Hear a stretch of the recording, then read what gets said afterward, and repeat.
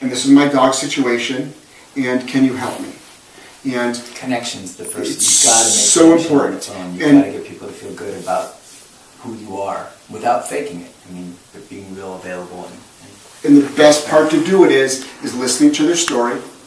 You know, let them use their that story that they fall in love with about the rescue dog that was left in the dumpster. That's why there's behavior problems. Let them own that if they want to, but eventually you're going to be like, guess what? You have to stop doing that. But your tone of voice when you're talking to them and letting them get their story out, and then letting them know it's like, yep, okay, it sounds like your dog has behavioral issues.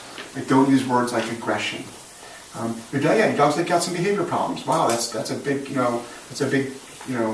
behavioral problem. Not your dog's aggressive. So Jeff's choice to use badly behaved rather than aggression changes the perception in a client's mind dramatically. So he's really careful about using the term aggression. I've noticed that constantly. Yeah, I go, oh, that dog's badly behaved. Even if the dog's like nipped and done, he's badly behaved. Aggression creates a completely different feeling in a client's mind that puts them in a red zone space client-wise. And then I've got the reputation now where I do work with aggressive dogs and even actually work with some vicious dogs where I can be like, and they've been told their dog is aggressive. I'm like, oh no, I work with some aggressive dogs. That's not aggression. That's just bad behavior. You can hear it.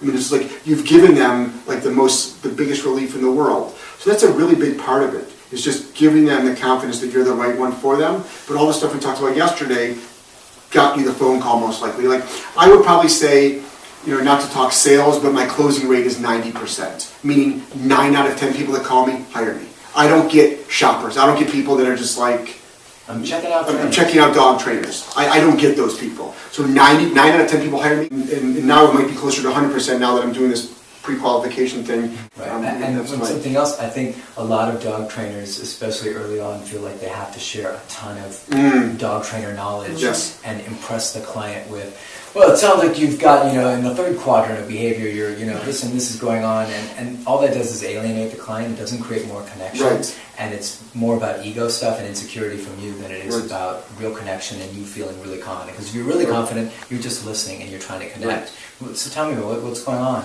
That sounds rough. I can imagine that's got to be challenging. I'm pretty sure we can handle that. We get dogs like that all the time. Yeah, so let's, you move from that place rather than, let me sell you on how knowledgeable I am. Right. That doesn't create connection. Right. A good example was my son Angelo, who was just born. He was born with, they thought, some testicular thing. He has testicles, but it was a testicular thing. Which is a surprise to me. It's like, whoa, hello.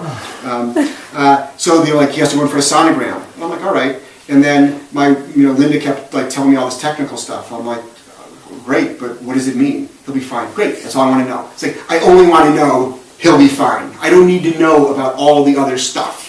Right, you don't need a bunch of scientific jargon. Why is my dog doing that? I'm like, because he's badly behaved, that's why. Because he likes to bite people, he likes to jump on people, because you've never told him no. That's another big thing. Why does my dog keep jumping at people? Because you've never told him no in a way that the dog understands. But I tell him no, well, he doesn't believe you. So a lot of this, don't try to show how smart you are on the phone when you're like, don't try to impress the client.